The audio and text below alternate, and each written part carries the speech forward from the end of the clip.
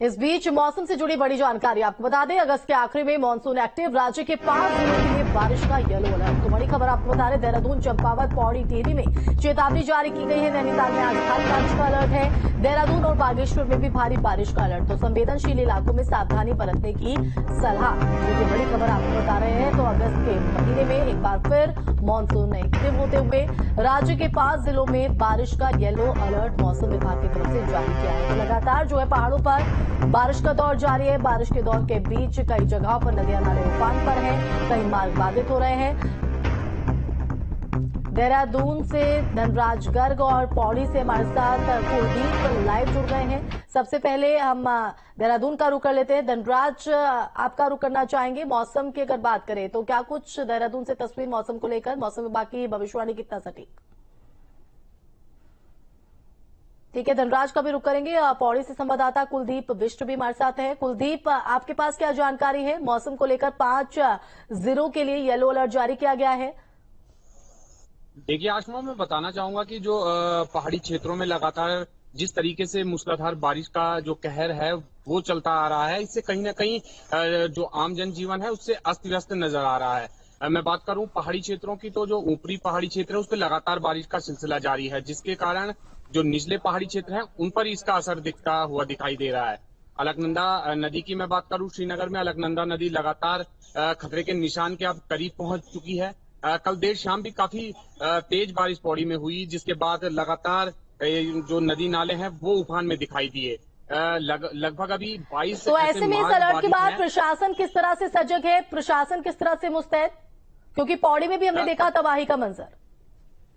जी बिल्कुल बिल्कुल, प्रशासन सतर्क मोड पर दिखाई दे रहा है। जो जिला प्रशासन है, जिलाधिकारी डॉक्टर आशीष चौहान ने लगातार उन मार्गों को खुलवाने के आदेश जारी कर दिए हैं जो लगभग कल की बारिश में बंद थे। मैं बताना चाहूंगा कि लगभग 22 मार्ग अभी भी जो मार्ग हैं वो बाधित पड़े हुए हैं, जिन्हें खुलवाने के लिए लगातार जेसीबी की मदद से प्रयास किए जा रहे हैं। जी आसमा, बिल्कुल बने रहिए आप कुलदीप हमारे साथ। देहरादून का भी रुख कर लेते हैं। धनराज हमारे संवाददाता हमारे साथ लाइव जुड़ गए हैं। धनराज, आपका रुख करना चाहेंगे। पहाड़ के लोगों की मुसीबतें कम होने का नाम नहीं ले रही है, अगस्त के आखिरी में भी मानसून एक्टिव होते हुए।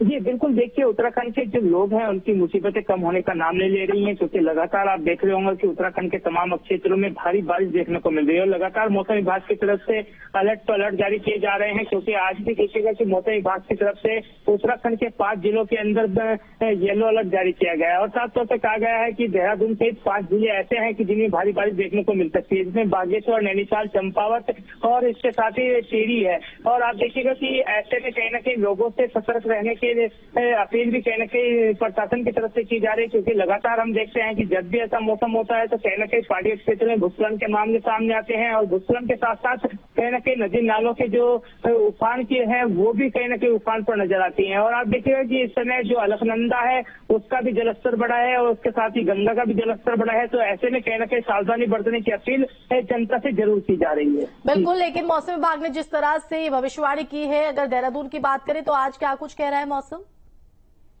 जी बिल्कुल, देखिए जिस तरीके से मौसम विभाग की तरफ से भविष्यवाणी की गई है तो वो कहीं ना कहीं सच साबित होती हुई जरूर नजर आती है, क्योंकि हमने कई बार देखा है कि जब भी मौसम विभाग कोई भविष्यवाणी करता है तो वो सच साबित होती है। और आज भी जिस तरीके से मौसम विभाग की तरफ से भविष्यवाणी की गई है, हालांकि अभी जरूर धूप निकली हुई है, लेकिन कुछ समय बाद लगता है कि मौसम कहीं ना कहीं करवट जरूर बदलेगा।